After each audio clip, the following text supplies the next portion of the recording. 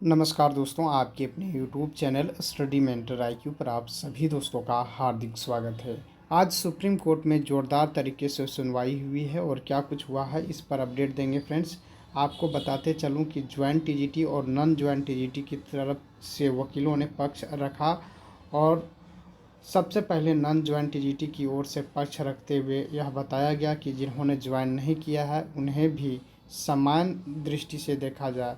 और joint TGT का कहना था कि जो लोग ज्वाइन करके नौकरी कर रहे हैं, अगर स्टेट मेरिट बनता है तो जो नौकरी से बाहर होंगे उन्हें भी नौकरी में रखा जाए, क्योंकि पोस्ट बहुत ज़्यादा है और उनके लिए भी सोचा जाए, ऐसा ज्वाइंट टीजीटी का वकील का कहना था।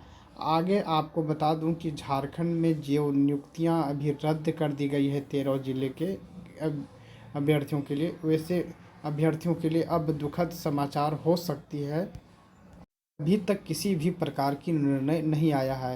पिछले दिनों स्टेट मेरिट बनाने को लेकर के बहस हुई थी और इसी को लेकर के वहीं कपिल सिब्बल के द्वारा भी बहस किया गया और कपिल सिब्बल से पूछा गया कि आपने सभी रुके हुए अपॉइंटमेंट को क्यों नहीं ज्वाइन दिलवाया है। जैसा कि टीजीटी कैंडिडेट में आधे से अधिक अभ्यर्थियों को ज्वाइन करा दिया गया है, लेकिन कुछ अभ्यर्थियों को नहीं करवाया गया है। इसके जवाब में कपिल सिब्बल का जो कहना था, जो सरकार के वकील हैं, उसके द्वारा कहना था कि इस बारे में मुझे कोई आइडिया नहीं है। मेरे मित्र यानी राज्य सरकार की तरफ से एएजी इस विषय पर बोलेंगे। मुझे दूसरी कोर्ट जाना है, मुझे सिर्फ संवैधानिक के कुछ तथ्य सामने रखने हैं, और वह रख करके चले गए। और इसी बीच अजीत सर ने भी काउंटर किया और कहा कि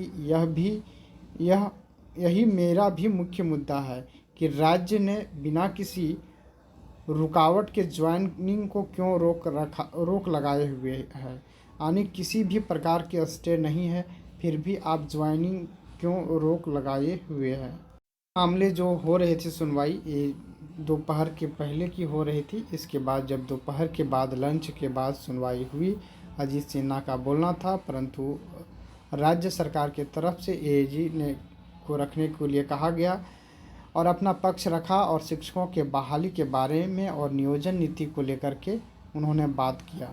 इसके बाद अजीत सर बोलने लगे और खड़े हुए और तुरंत, परंतु ज्वाइंट टीजीटी के विकास सिंह के द्वारा आकर बीच में बहस किया गया कि दोनों ज्वाइन और नॉन ज्वाइन शिक्षकों की तरफ से वो अपना बात को रखें।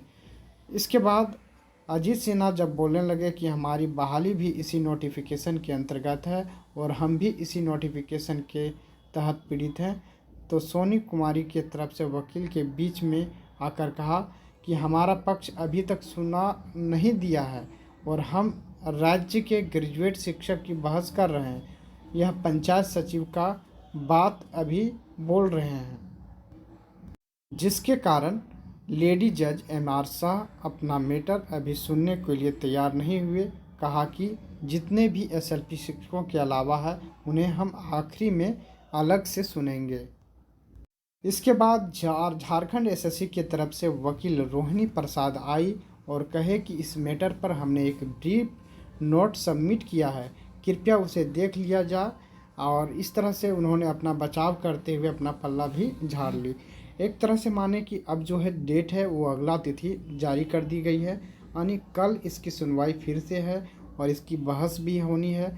और कल पंचायत सचिव के जो वकील हैं उनको मौका दिया जा सकता है अंतिम क्षण में।